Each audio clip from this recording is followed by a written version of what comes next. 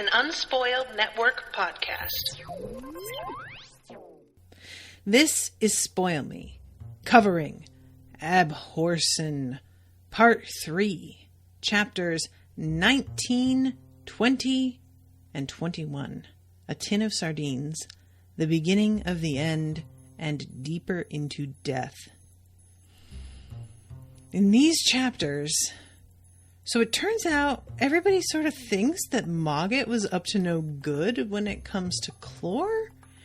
And also, I think Mogget might have slipped up and started to say something about how Clore used to be an Abhorsen. I don't like any of this at all. What the fuck? Welcome to Spoil Me.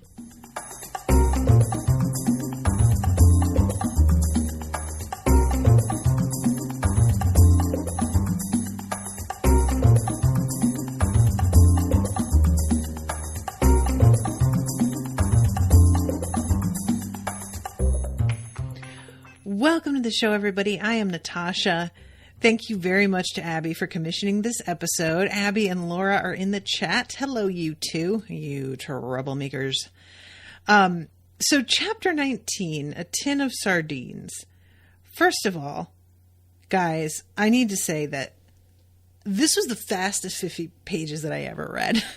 I don't know what happened in terms of like my disconnect with time, but I finished my, because what I do when I read is I will jump ahead 50 pages and then I will figure out to the right and left of that exact 50 where the closest to 50 pages is at the start of a new chapter.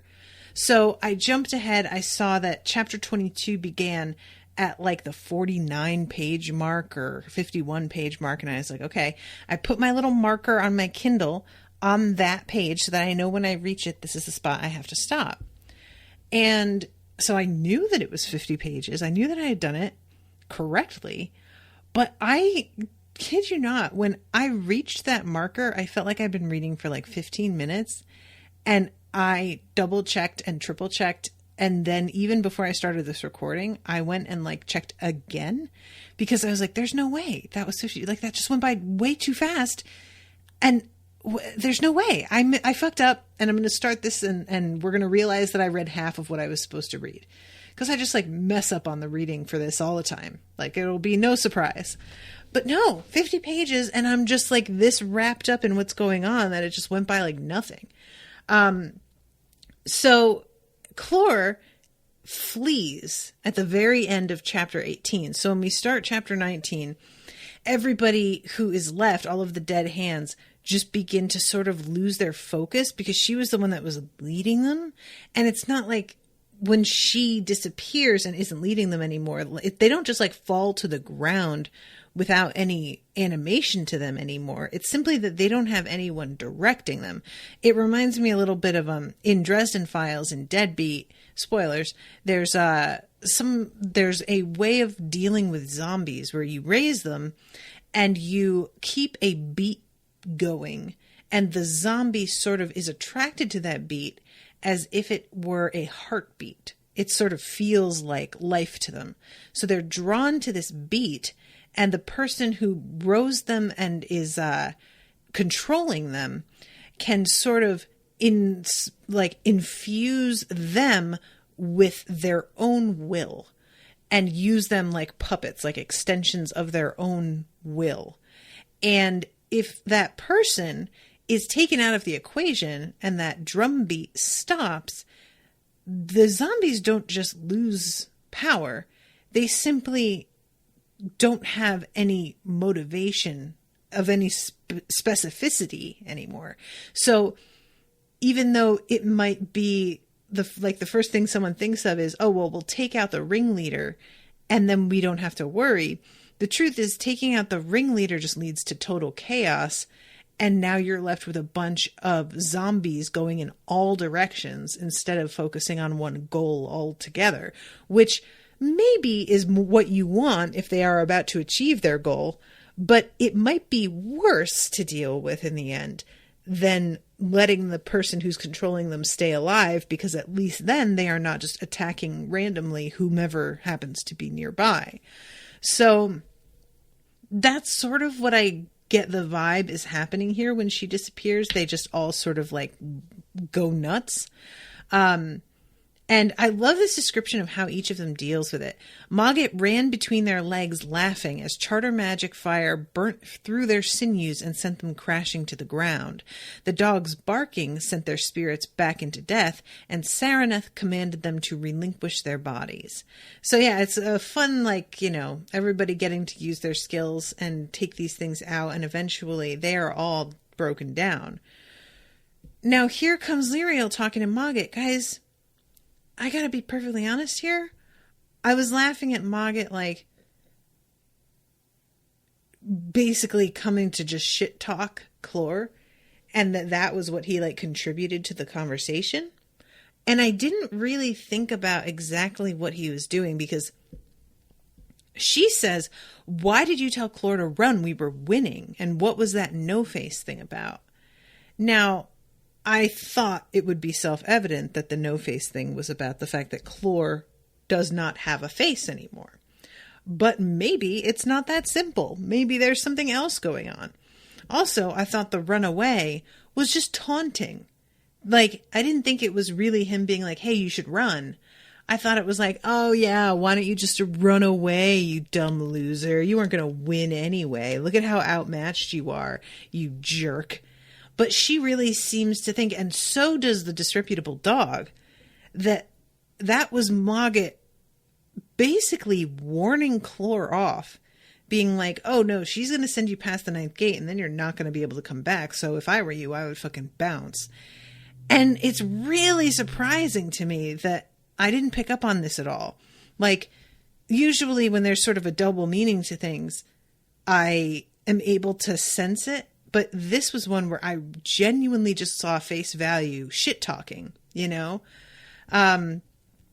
So yeah, they're both like pretty suspicious of Mogget throughout the rest of these chapters, but I'm not convinced that is warranted. I don't know. We will see. But yeah, he says it was quicker, which I thought was the point. Clore was always overcautious, even when she was alive. Oh. Really? Even when she was in a capital A. Mogget. What's up, buddy? What are you talking about over there? Anything you want to share with the class? Let us know that you know what Clore is and where she comes from. Want to share any of that information? Want to tell anybody about it? You want to tell us what the fuck is going on, Mogget? How about that? You fuck! How dare you not tell them what the fuck you know? Ugh. I am disgusted. And nobody seems to notice that he almost says this. That was a very particular set of syllables that went together there. I feel like it's pretty self-evident what he was about to say. Oh, what about the disreputable dog? Does the disreputable dog not know who Clore is? I have a hard time believing Mogget knows something the dog does not. And if so, why is the dog not sharing? What's happening? Why is nobody talking to each other? Communication, kids. Fuck. So finally, Lyriel is like, Sam basically takes Mogget's side, and the dog says, well, I'm not satisfied with Mogget's motivation or explanation, but I do think that we should get the fuck out of here. Abbey says maybe the dog already knows and doesn't think it's important. I don't want the dog making those kinds of evaluations.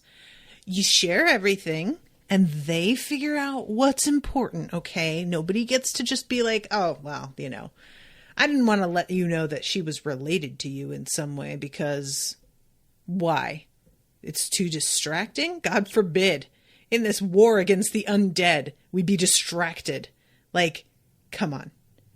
I don't like the attitude of these like elder creatures where they need the humans to like be out here taking care of business, but they don't want to bring them in all the way in on the information. It's using them in a way that's gross to me. Either you guys are a team and you let them know what you know, or you have to be like straight up with them about the fact that you're not planning on being totally honest and that you're kind of like using them as a bit of a puppet. And I don't like that. Of course, I'm not going to say that because I'm sure that to them, it doesn't look that way, because they think of mortals, I'm guessing, as basically children is the vibe that I get, right? Like it's creatures that live very short lives that flicker out, and you're still here. I can imagine it being difficult to take that seriously when it's not only have they not been alive long enough to understand what you understand about the world, but they literally never will be alive as long as you, and they're never going to achieve that. So I suspect there's a bit of, I don't want to use the word contempt because that feels a little strong, but I feel like that's honestly the most accurate. I feel like there's a bit of contempt there of just like, well, I know what I know and I don't need to tell you. And just like, says who? It's not your choice. You, I would argue, are here to be the vessel that shares that sort of information, that is your job. But they don't seem to see it that way. Laura says, I don't think the dog cares. She's going to do her. When has the dog ever been totally honest? I mean, look at her guiding Lyriel through the library. I've always believed she was aware of what Lyriel would find, re that little room. That's my entire point, Laura. I feel like you're arguing against an argument that I'm not making. My thing is that the dog, like, they are neither of them honest, and they never have been, and I don't like it. I don't like the attitude that they seem to carry regarding mortals and the way that they're like manipulating them into doing the thing that they want them to do. It just feels really shady. Abby says, yeah, she's always only given Lyriel the information she thinks she needs, right or wrong. Yeah, I mean, rightly or wrongly. I just think that's ugly. And it's very Dumbledore-esque. You know, it's like, I think that I have a sense of who you are as a person, and I'm going to decide based on what I know of you, what you can handle and what you can't handle. And while there's an aspect of that that's understandable, there's also something really insulting about it. And there's no way to not feel like you were used a little bit at the end of it all. So I can see the disreputable dog being an ally, but I would never think it was a friend. It doesn't feel friendly. It feels like it watches out for Lyriel in the way that it needs to in order to get done what needs getting done. But I am not convinced that it's her friend. I am not convinced that if it came down to achieving something at the expense of Lyriel or saving Lyriel at the expense of the achievement, that it would choose the latter. I don't feel like it would. It just seems impersonal in a way that Lyriel doesn't seem to think it is. Lyriel trusts the dog in a way that I don't feel has been earned. And it's understandable that she does, because she doesn't have anyone but Samuth. And she doesn't, like, Samuth, they have really just met. And Samuth, you know, he has gone through so much recently that he has sort of like pulled back to a degree. I can understand her leaning on the dog for a feeling of somebody watching her back that has like real power. But I would warn her against that were I able to speak with her and just be like, listen, I'm not saying the dog doesn't have your back. I'm saying she has your back up to a point, and you just like be on the lookout for where that point is, because you don't know. So Abby says yes, or the doctor, even like elves in Lord of the Rings. I guess it's a thing that immortals do. Yeah, that's exactly what I'm saying. It feels like parents with their kids. I'm not going to let you know all of this because I don't want, first of all, there's the argument of like, oh, it would hurt you to know that. And then there's also like, yeah, you would take this information and do something really impulsive and stupid with it, which you think is smart, but which I, who has some life experience, knows is like the opposite of the smart thing to do here. Yeah, so I'm just very suspicious of everybody here, and I don't love feeling this way. So at this point, like, having brought down hundreds of dead hands, it is understandable why they and the other soldiers are feeling kind of high on themselves. They have a really different vibe on this side of the battle than they did at the beginning, because they really think that they managed something here. And it says the major beamed at them as they matched his pace, and several soldiers slapped their rifles in salute. The atmosphere was very different from what it had been only a few minutes before. So they, at this point, feel like, oh yeah, well, we killed all these and we're going to be fine. We'll definitely get there ahead of them. And Major Green is like, I think we found a road that can beat Hedge there. They can't possibly be there if they go the same way any earlier than us.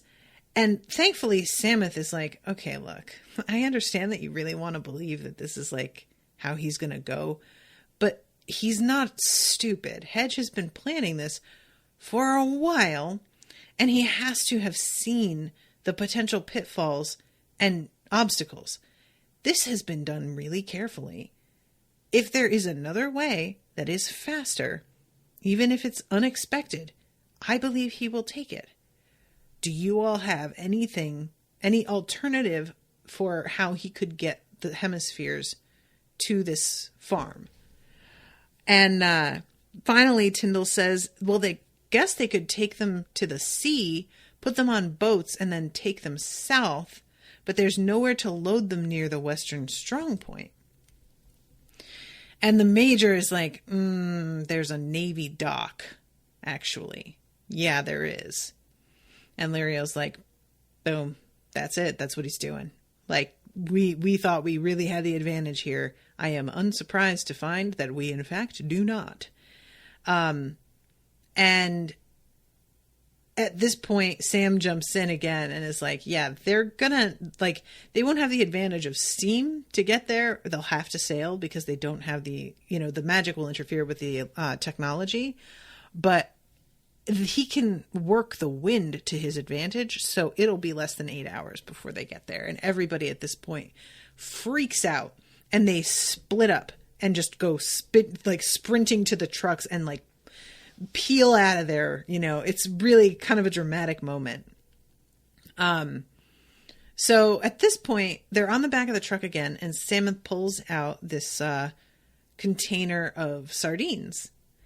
And it's a weird thing. Guys, I don't know why I'm so suspicious of this, but like I am a little bit. Mogget said, like, what's this? And he says, well, I said that I would give you some fish, and so here it is. Mogget doesn't even know what sardines are. And he says, why is there a key? Is this some sort of Abhorsen joke? Which I thought was really funny, actually. So Sam shows him that you take the key and unwind the tin back. And Mogget is just like, oh, damn. As the smell hits him, he's just like, yes, please. Why are you giving me this? You like fish, said Sam. Beside, I said I would. So Mogget kind of stares Sam down in this way that's like, I don't entirely believe you, but he can't resist it, and he eats the whole tin. I feel like it's a suspicious moment myself, but I cannot for the life of me imagine what it was like. I thought at first maybe Sam had drugged the fish, but it's a closed tin. There's no way he could have tampered with that. Oh, isn't there magic? Hello? I didn't even he literally makes objects like this with magic. Like, that's his thing. He could definitely have opened and resealed it. Oh, I'm an idiot. But Mogget gets a second tin later. So he doesn't, nothing occurs after him eating the first one. So that theory is kind of shot to hell. So yeah, God, I don't know. Lyriel and the dog glanced at this exhibition of gluttony, but were both more interested in what was going on outside and behind them. Lyriel pushed aside the canvas flap, and they looked past the 3 following trucks. Lyriel could sense the second, much larger group of dead and shadow hands that was advancing along the road. The shadow hands, which were both more powerful than the dead hands and unconstrained by flesh, were moving very swiftly, some of them leaping and gliding like enormous bats ahead of the main body of their shambling corpse-dwelling brethren. They would undoubtedly wreak great trouble somewhere, but she could not spare them any further thought. So, what the fuck? First of all, that description, leaping and gliding like enormous bats, I feel like it would be less scary if they were just gliding, but it's like that combo 1-2 punch of leaping and gliding that makes them feel really extra creepy somehow. And she whispers to the dog, what if they've joined up the hemispheres by the time we get there? What if we're too late? And the dog doesn't answer her, and she's like, so I'm going to have to go into death and use that fucking dark mirror and find out how they bound it to begin with and do it all over again. And the dog still doesn't answer her. And then finally Lyriel asks, will you come with me? And the dog says, yes, wherever you walk, I will be there. But we shouldn't go unless there is no other choice. Perhaps we will still reach the lightning farm before Hedge. And it's just a really silly oversight on my part, but I really just never thought of the possibility that they would get there too late. I should have realized that's the whole reason Lyriel has the dark mirror, because she wanted to know how they bound it and was asking, and she isn't really given a straight answer. And so of course it's going to turn out that she has to go back and witness it and figure it out. But I just didn't think that was going to be the thing.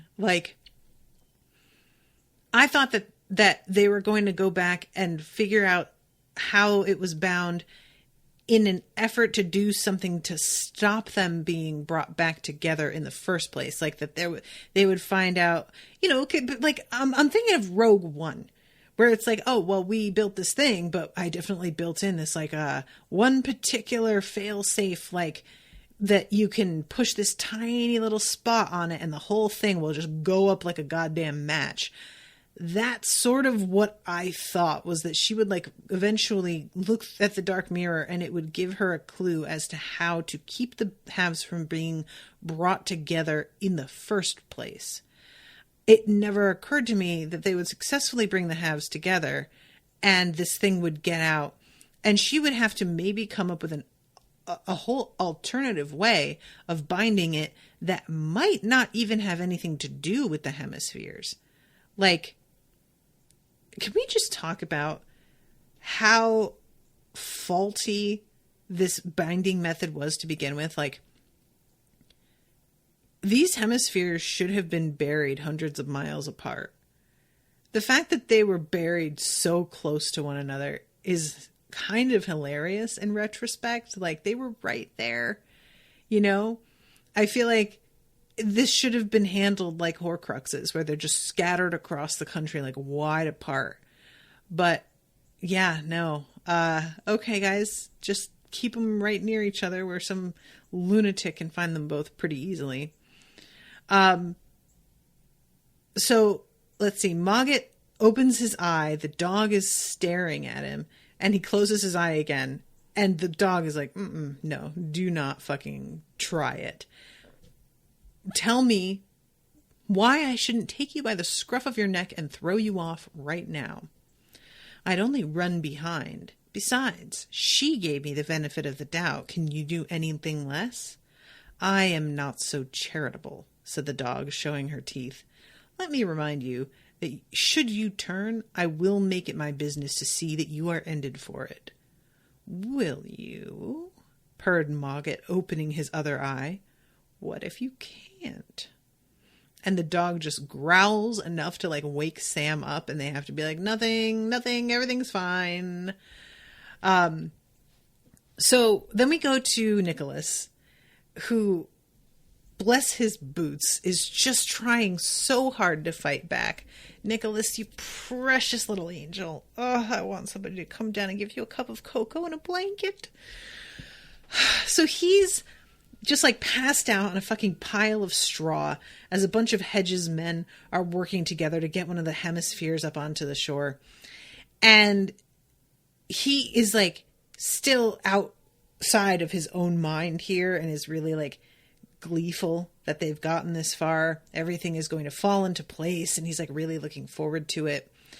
Then there's this moment that's really chilling. Thunder cracked and someone screamed. A man fell away from the boat, his skin blackened and hair on fire. He lay on the dock, writhing and groaning, till one of the other men stepped down and quickly cut his throat. Nick watched it all happen quite calmly. It was just the price of dealing with the hemispheres, and they were all that mattered. And so another dude dies, and like Nick literally doesn't even notice. Soon the first hemisphere would be ready to be shifted into the ruined shell of the timber mill. It would be loaded into a special cradle mounted on a waiting railway wagon, one of two on the same short stretch of track. At least that was what Nicholas had ordered. It occurred to him that he hadn't actually inspected the lightning farm. He'd drawn the plans and paid for its construction before leaving for the Old Kingdom, and that seemed a very long time ago. He had never seen the lightning farm in actuality. So he's looking around because he's so weakened and ill that he can't easily stand up and walk. So he sees on the stretcher that there is, it says, a simple thing of canvas and wood. Perhaps he could pull out one of the poles and use that as a staff. Very slowly he walked over. He knelt down and removed the pole, dragging it out of the canvas loops. He was about to use it when he saw something glowing on the stretcher. A piece of splintered wood painted with strange luminous symbols. Puzzled, he reached out to pick it up. So he touches it and immediately throws up. But as he does that, he senses his mind coming back and like tries to hold on to it as best he can. And by hold on to it, I mean at least keep one finger in contact with it, because his body is rejecting this thing. He literally isn't able to close his hand around it. So he has to figure out a way to keep it close by and keep it so that it will touch him without actually having to pick it up. So he's looking at like his body, and his fucking, the shock of it is so real and so sad. He looks down and like he is so thin and covered in bruises that he gets like a little bit flipped out by it. And his shirt and pants are basically tatters, like so worn through. It's just the pockets of the pants are gone. His underwear is gone. Everything is just like, he is like a body that's been left in the ground with its clothes on to decay. Like it's started to all go, and he is very, very short behind it. So the cuffs on his trousers are turned up, and he double checks them to make sure that they are stiff enough to hold. And he just he kind of shuffles with his like open hand the piece of wood to the edge of the stretcher and positions his ankle under it and pushes the wood off the stretcher and gets it into the cuff of his pants. And And the way this works, as he did it, he forgot what he was doing till a few seconds later, the trouser cuff hit against his skin. So this is like, it'll be there and it'll be gone again, and it'll be there and be gone again. Like, it's going to be the kind of thing that's sort of like intermittent. And that is so frustrating, but like also a very interesting way to do this, you know? Let's see. Abby says, I hate that Hedge didn't even bother to get him some clothes. I know. Yeah, it's just so like, he isn't a person anymore. Literally not. He's already being treated like he's undead. You know, that's just where he's headed so inevitably that we're not even going to worry about it. Like, who cares? So at this point, Nick is looking around at everybody and realizes about the dead all over again. And at this point, Hedge shows up, and he notices again that Hedge has changed and is becoming more and more freaky looking. And it says, men moved to obey his orders, though it was clear they were nearly all wounded in some way or sick. Which I sort of see it as like almost radiation poisoning, you know, like this thing is just so loaded with negative magic that it's like rolling off it and affecting them like it's, you know, actual radioactivity. So let's see, fog began to rise out of the lock. Thin white tendrils spiraled up and up, dragging thicker trails of mist behind them. Hedge gestured to the right and left, and the tendrils spread sideways, dragging more fog up out of the water to form a wall that slowly extended down the full length of the lock. As it spread sideways, it also rolled forward toward the wharf, the timber mill, the lock valley, and the hills beyond. So when we go to Lyriel's POV later, she mentions the fact that this fog is made out of real water, that it's not manufactured fog, and that makes it like way harder to disperse, which I thought was interesting, actually. So I'm running out of time. I really need to speed this up. But Hedge comes over and tries to ask Nick if he has any further instructions, but like, you know, asks the fragment inside Nick, really. And it responds to Hedge's question, but Nick manages to sort of like hold it back. And he sort of thinks that he's going to have to fake it, but eventually Hedge just kind of walks away as if, you know, at this point, it seems that it's pretty much on a roll. Like, he doesn't really need any more instruction, and he seems to be fairly secure in the idea that even if the master isn't able to come through right now, it's just a matter of time before Nick is totally subdued, I guess is the word I want. So we jump into chapter 20, the beginning of the end. And Lyriel was unaware of the desertions during the night. Every time the trucks had slowed to negotiate a sharp bend, or had been forced to stop before crawling across a washed-out section of what was a very secondary road, soldiers who could not face the prospect of further encounters with the dead leapt from the trucks and disappeared into the darkness. The company had more than 100 men when it left the perimeter. By the time they came to Four Vale, there were only 73 left. Don't like those odds. Not a fan of that. And it's like 73 like regular vanilla men too, I'm pretty sure. I don't think any of them has magical ability, which yikes, you know. So Lyriel climbs out of the truck and is looking around, sees the fog, and is thinking about how that's going to be difficult to deal with. And it says, we have to stop them, said Sam.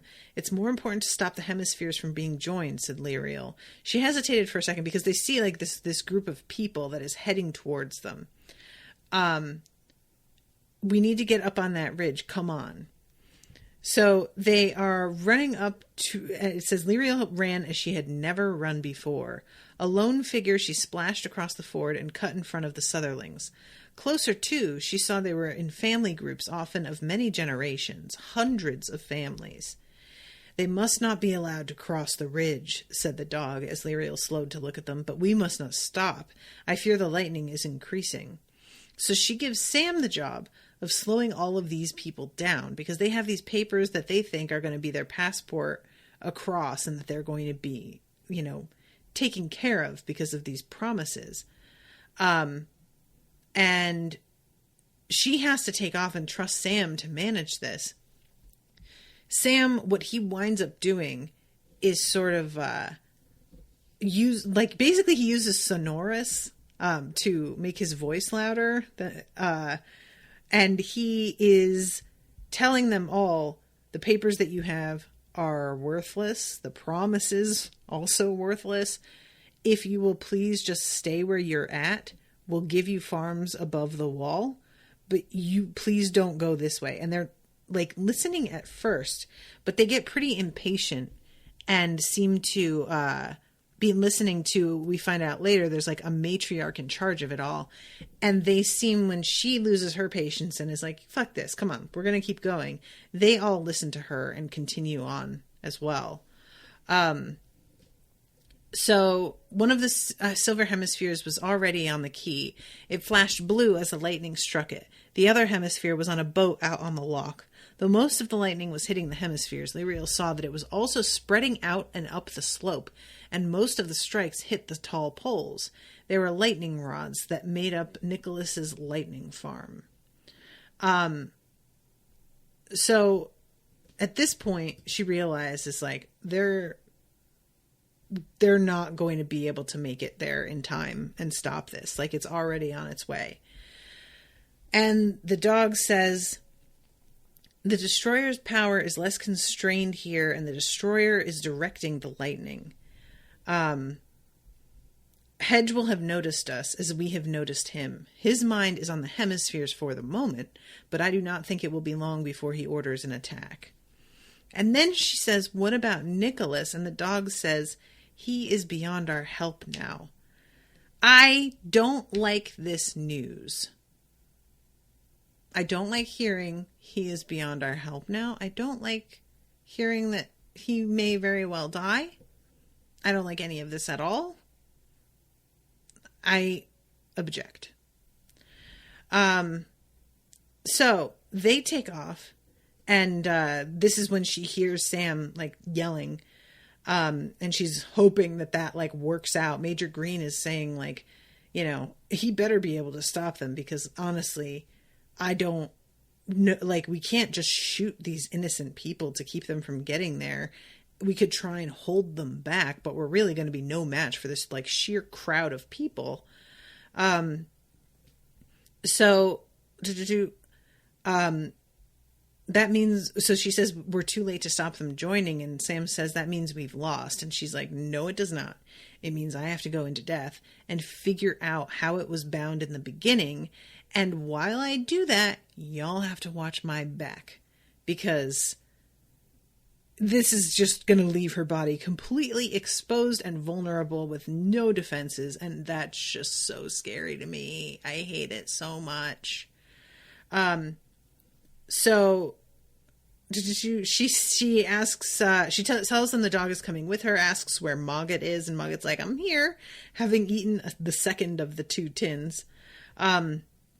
And she says, Mogget, help in any way you can.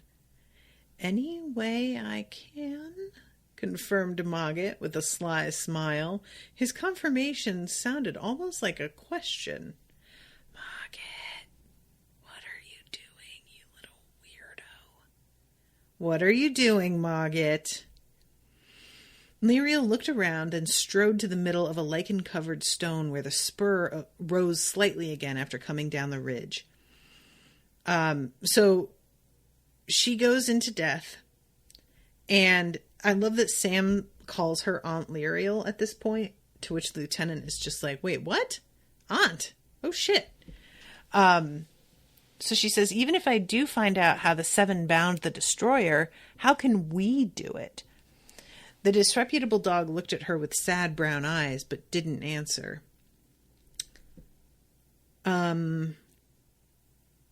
Listen, I don't want you guys to like hold me to this prediction, but why do I have a feeling Lyriel's gonna die? I don't know if I'm making that up, but I feel like that look was like, basically, you're going to have to like sacrifice yourself to accomplish this.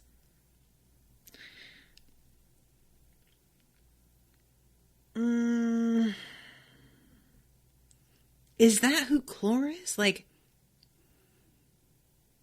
oh, guys, I have so many questions. Okay. So she reaches out to Death.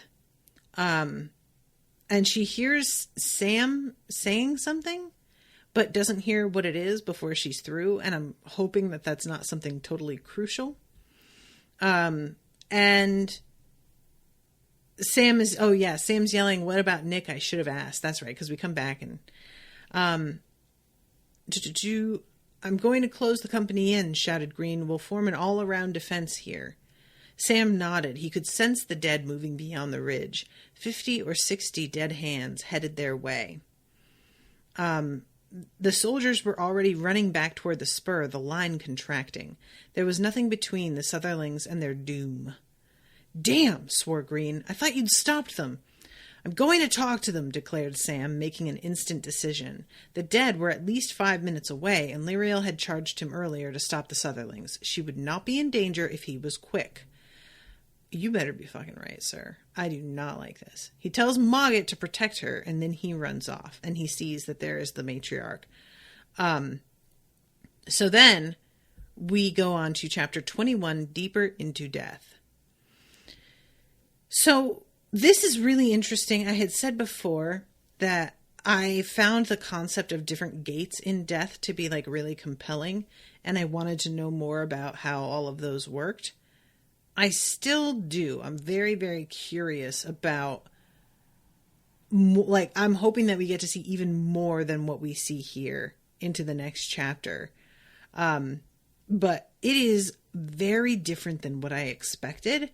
It's funny because, like, I'm just so used to the representation of death being something that's sort of made familiar in a way that's like meant to be sort of disconcerting almost because it's so familiar. For example, in The Magicians, they go to the underworld and it's like an airport, basically.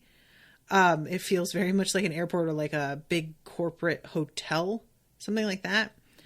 And there is a vibe that's like, oh, isn't it funny that like death isn't that much different in some ways? Like this is so familiar that it's surprising.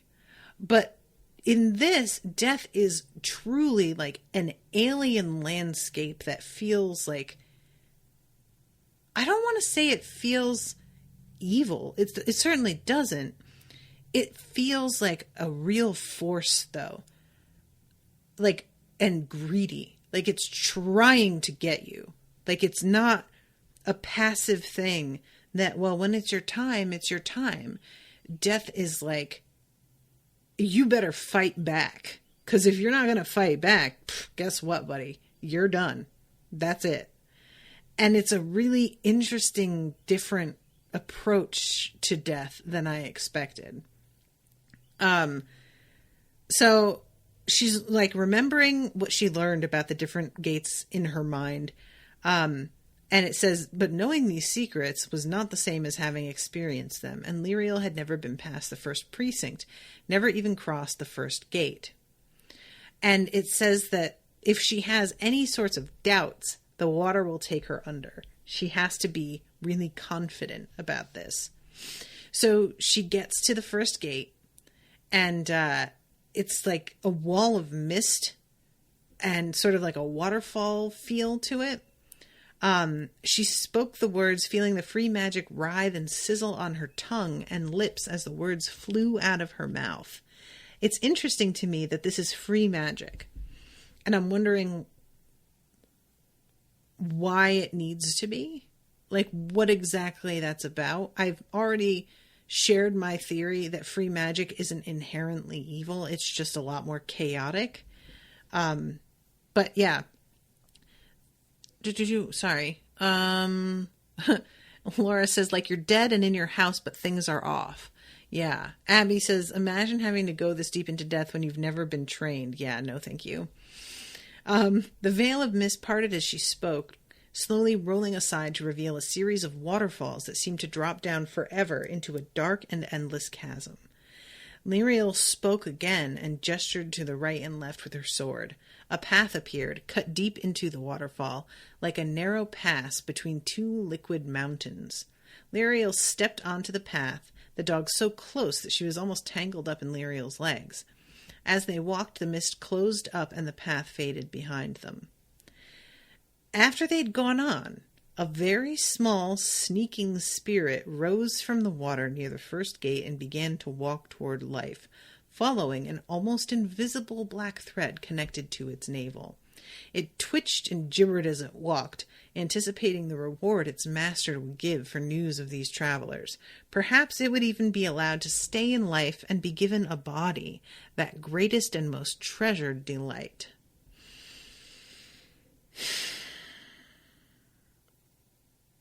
I didn't want this.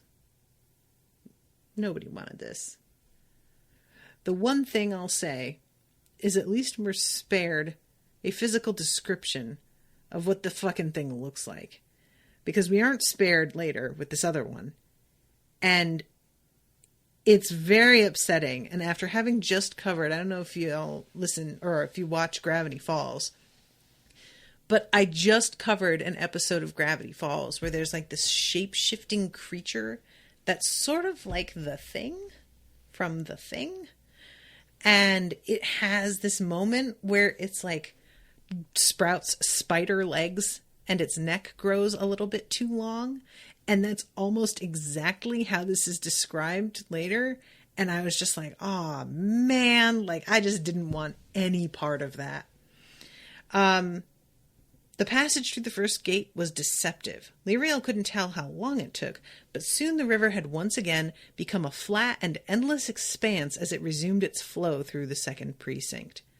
So now she starts to be really, really careful, because the second precinct is similar, but the thing is that it's sort of treacherous, and there are deep holes that you can like fall into. And she counts the steps as she goes through. It says she was so intent, lost in the cadence of her steps, she almost fell into the second gate. The dog's quick grab for her belt pulled her to safety as she took one step too many, counting 11, even as her brain said, stop at 10.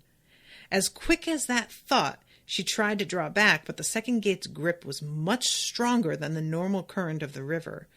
Only her valiant dog anchor saved her, though it took all the strength of both of them to drag Lyriel back from the precipice of the gate. For the second gate was an enormous hole, into which the river sank like sink water down a drain, creating a whirlpool of terrible strength. Woo! Dislike. And the dog is like really shook as well. Like the both of them know that she quite nearly died. And finally, when Lyriel has calmed down, it's time to go into 3. Like go through this one into 3. She says these words, the water stops flowing down the drain. Each swirl had become a terrace, making up one long spiral path down the vortex of the gate. It seemed she would have to circle around 100 times or more to reach the bottom, but once again, Lyriel knew it was deceptive.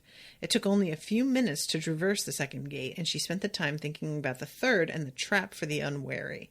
So the third seems like it's actually rather tame.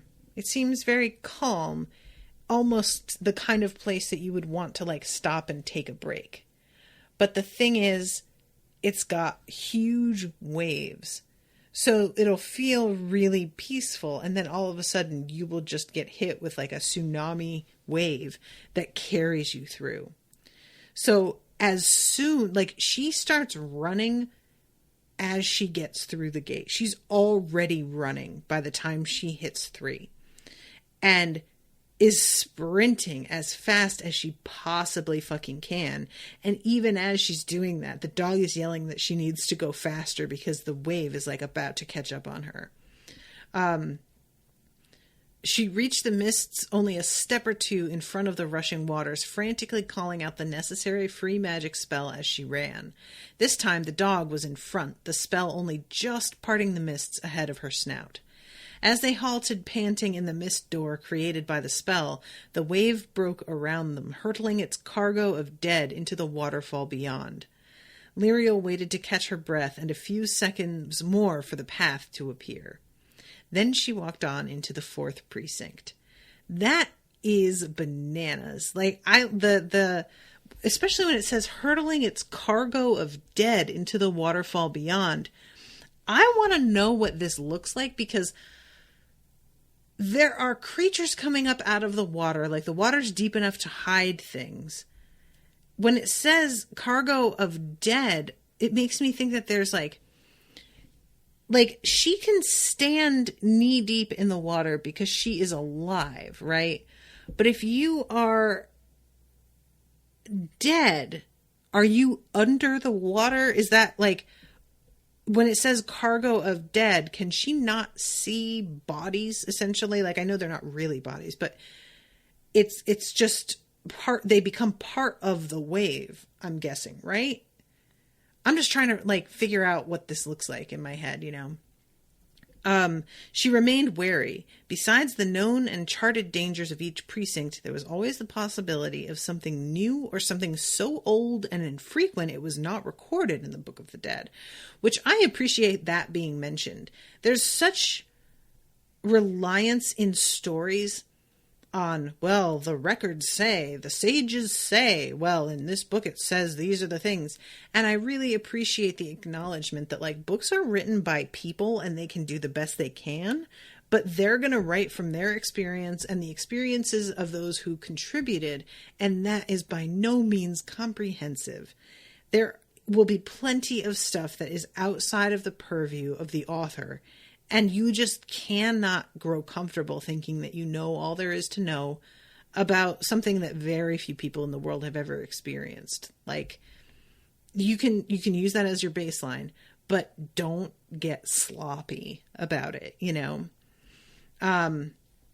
So yeah, that is just so, ugh.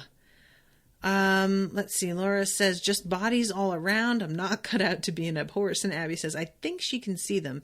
They've just been swept up by the massive wave. That's how I always imagined it anyway. Laura says, can you imagine being hit by one of those bodies? Ugh. I called you two troublemakers. I wasn't wrong. Besides such anomalies, the book hinted at powers that could travel in death besides the dead themselves, or necromancers. Some of these entities created odd local conditions or warped the usual natures of the precincts. Lyriel supposed that she herself was one of the powers that altered the nature of the river and its gates. So that's a really interesting thought, that there's like, oh, there's things out here that could make it function differently, and then the realization that, like, actually, that's kind of me. I could be that. And, you know, who knows how she's changing what's happening around her. The 4th gate was another waterfall. It doesn't have any mist around it, and it looks like it's only a couple of feet deep. And she says a spell that causes this ribbon of darkness to sort of unfurl out from the edge, floating above the water. And it's like 3 feet wide, and she has to walk across. It's basically like a sidewalk. I cannot tell you guys how little I like this whole idea. Like, I have a fear of heights anyway. I like the idea of just being over an empty chasm is bad in and of itself. The idea of there being like water below, but it's water that is alive and like actively trying to fuck you up. And this thing is something that is like magically made, which I don't know exactly if this is like how this works or not, but there's a sense to me of like, if you lose your focus, that bridge just going to disappear? Like, do you know what I mean? Because there's magic in this world that you have to keep your focus to activate, I guess is the word I want. And then there's magic that you can like put in place and it remains. You can create a magic object or infuse magic into an object. You can create like charter creatures and servants, and once you've created them, they just seem to kind of go until they wear out. But there's a part of me that's sort of like worried in terms of, is this something that is sustained while she's thinking about it? Or once created, is this just an extant sort of bridge?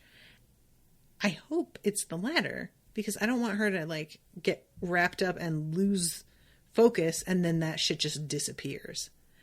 So she steps out onto the path. The water had a strong metamorphic effect. A necromancer who spent any time in its waters would find both spirit and body altered, and not for the better. Any dead spirit who managed to wade back this way would not resemble its once living form. I am extremely curious about that. Why does it have this effect? What does that effect look like on a person who isn't dead? Like, what happens to Abhorsens? Again, is this what happened to Chlor? What the fuck is Chlor? I want to know.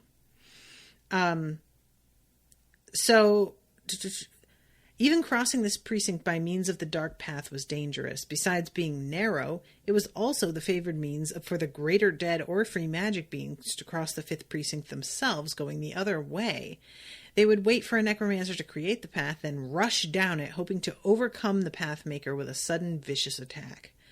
Lyriel knew that, but even so, it was only the dog's quick bark that warned her as something came ravening down the path ahead, seemingly out of nowhere. So here's the thing, guys. It had once been human, but now it's on its arms and legs, like on all fours, moving like a spider. Its body was fat and bulbous, and its neck jointed so it could look straight ahead even when on all fours. Nah. No, sir. No, doubt it. I refuse. Absolutely not. No. Nope. So, she shoves her sword through its face, through one cheek, out the back of its neck. And despite that, it's still fucking coming at her. It's not even fazed by it.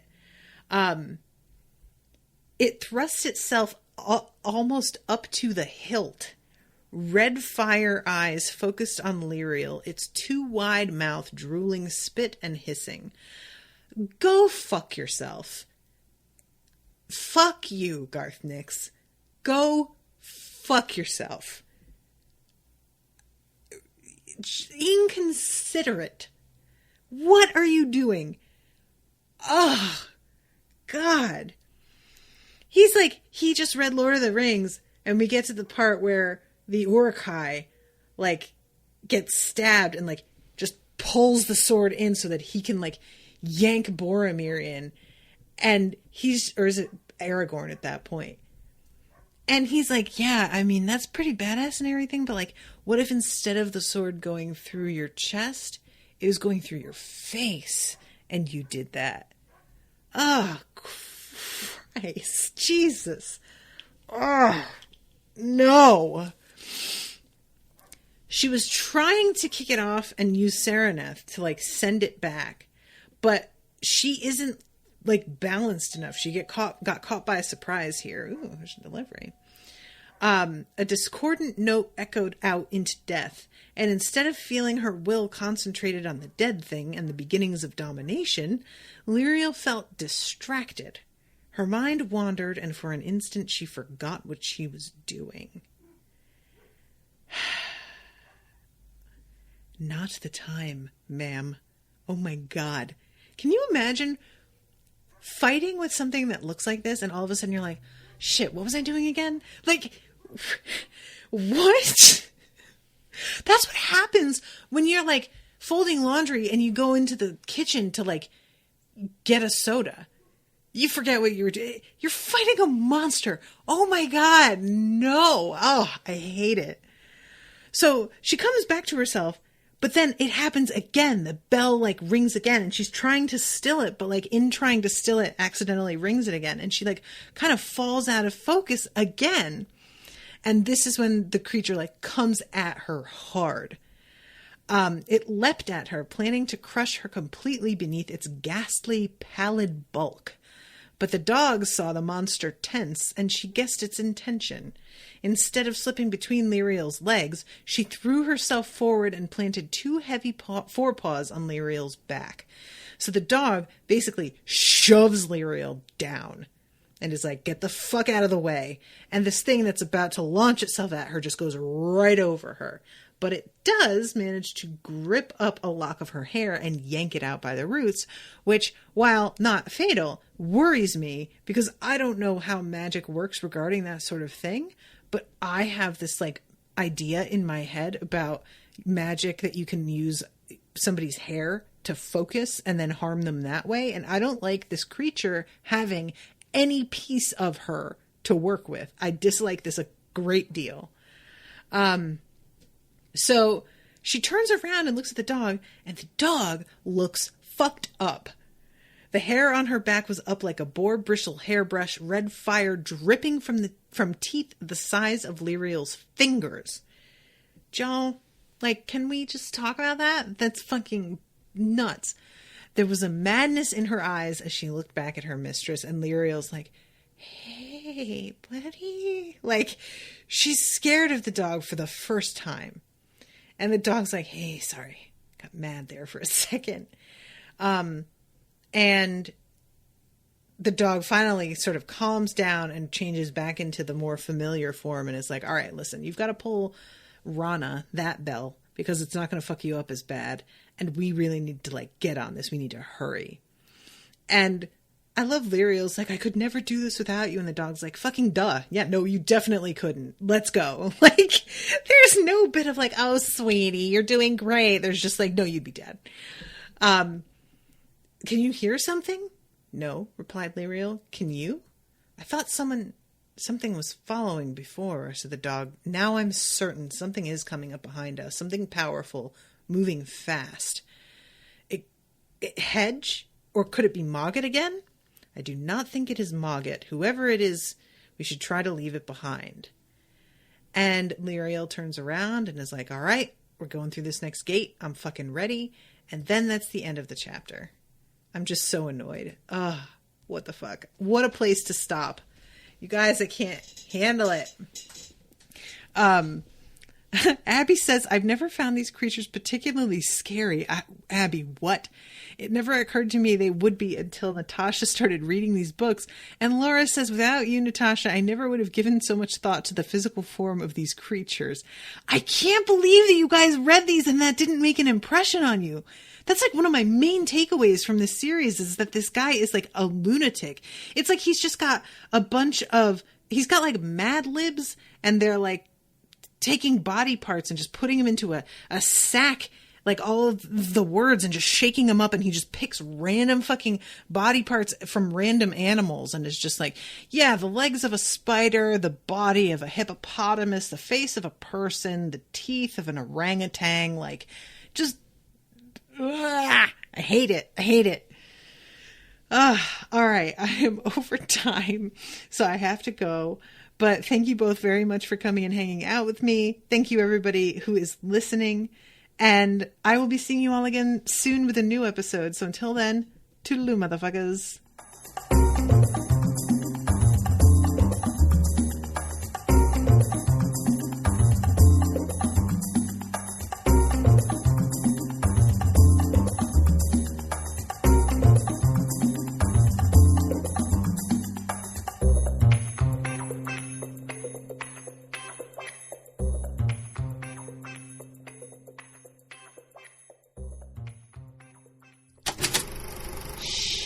That was an Unspoiled Network podcast.